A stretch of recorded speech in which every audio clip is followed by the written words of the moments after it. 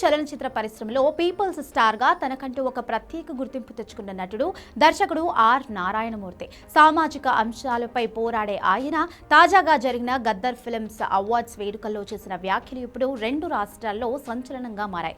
గత కొన్నేళ్లుగా నిలిచిపోయిన నంది అవార్డుల గురించి ఆయన ఎంతో ఆవేదనతో మాట్లాడారు.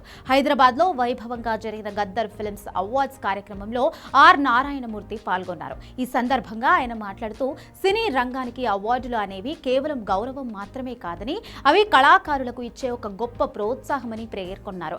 తెలంగాణ ప్రభుత్వం ప్రజా యుద్ధనౌక గద్దర్ పేరుతో అవార్డులను పునరుద్ధరించడంపై ఆయన హర్షం వ్యక్తం చేశారు.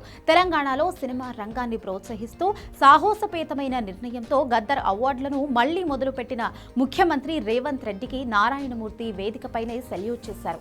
ఇదే స్ఫూర్తితో ఆంధ్రప్రదేశ్ ప్రభుత్వం కూడా ఆలోచించాలని ఆయన కోరారు. చంద్రబాబు గారు, మీకు దండం పెడతాం, దయచేసి నంది అవార్డులను పునరుద్ధరించండి, పరిశ్రమను ప్రోత్సహించండి. ఎంతో మంది కళాకారులు ఈ గుర్తింపు కోసం ఏళ్ల తరబడి ఎదురు చూస్తున్నారు అని నారాయణమూర్తి ఆవేదన వ్యక్తం చేశాడు. ఉమ్మడి ఆంధ్రప్రదేశ్ కాలం నుండి నంది అవార్డులు అత్యంత ప్రతిష్టాత్మకమైనవిగా భావించేవారు.